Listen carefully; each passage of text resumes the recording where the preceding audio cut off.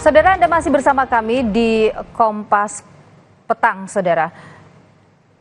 Dan saudara, kami hadirkan catatan Kompas TV terkait dengan Presiden terpilih Prabowo Subianto yang menyebut bahwa akan membentuk kabinet yang diisi dengan profesional atau lebih dikenal dengan Zaken Kabinet.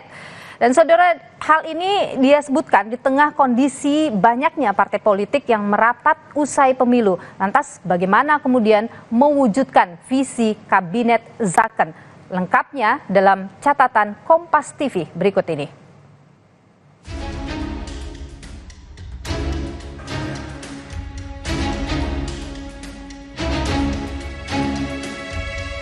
Presiden terpilih Prabowo Subianto menyebut akan membentuk kabinet yang diisi profesional di bidangnya atau Zaken Kabinet.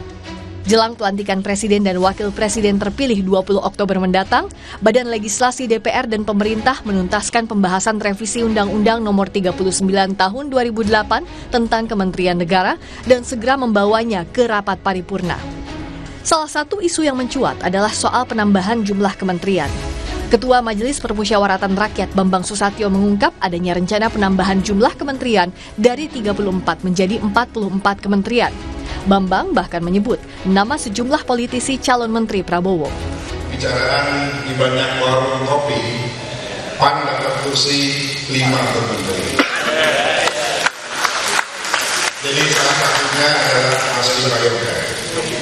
Masuk di akal 5 menteri untuk PAN karena nanti jumlah menteri akan bertambah dari 34 menjadi 44. Ketua Harian Partai Gerindra, Sufmi Dasko Ahmad mengungkap jumlah kementerian di Kabinet Prabowo Gibran mendatang masih terus dikaji dan komunikasi dengan berbagai partai politik terus berjalan.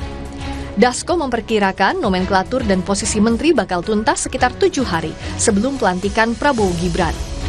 Jumlah itu ada yang bilang 44, ada yang bilang 42, ada yang bilang 40. Kita juga masih melakukan simulasi. Mungkin pembicaraan itu kan dilakukan dinamis dan juga tadi saya bilang bahwa ini belum final. Sementara Partai Demokrat dan PKS mengaku sudah diajak berbincang oleh Presiden terpilih Prabowo Subianto. Ketua Umum Partai Demokrat yang juga Menteri Agraria dan Tata Ruang Agus Harimurti Yudhoyono menyebut dirinya siap jika kembali ditunjuk menjadi menteri di Kabinet Pemerintahan Prabowo Gibran mendatang. Sementara PKS memberikan beberapa pandangan yang bisa membantu menjalankan program-program unggulan Prabowo Gibran. Ya tentu Partai Demokrat dalam hal ini menjadi bagian tak terpisahkan dari perjuangan dan kemenangan Pak Prabowo Subianto dalam pemilihan Presiden 2024 kemarin. Sehingga kami tentunya berharap dapat menjadi bagian juga dalam mengawal pemerintahan ke depan.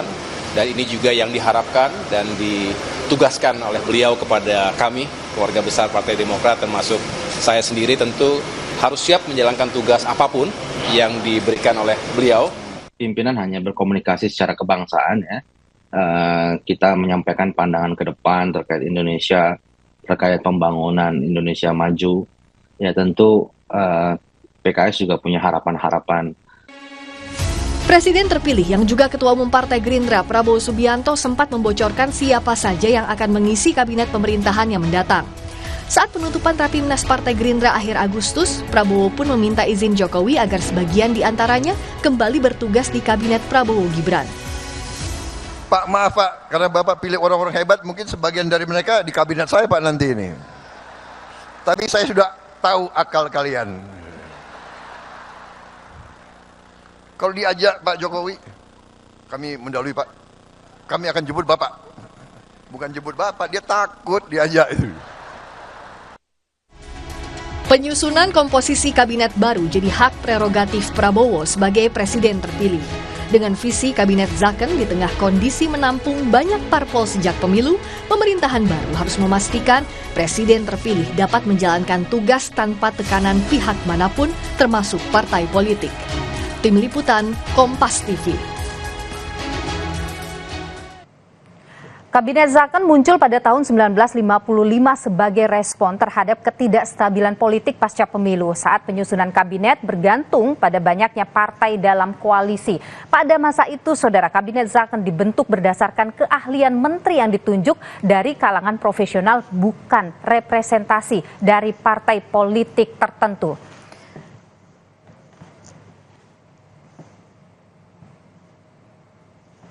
Dan saudara, dalam sejarah pemerintahan di Indonesia pernah terdapat 3 contoh Kabinet Zaken. Kabinet Juanda pada periode 9 April 1957 hingga 10 Juli 1959 adalah Kabinet Zaken pertama yang dipimpin Juanda Kartawijaya sebagai ketua.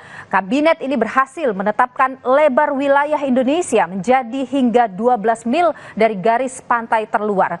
Kemudian saudara, yang berikutnya adalah Kabinet Natsir pada 6 September 1950 hingga 21 Maret 1951.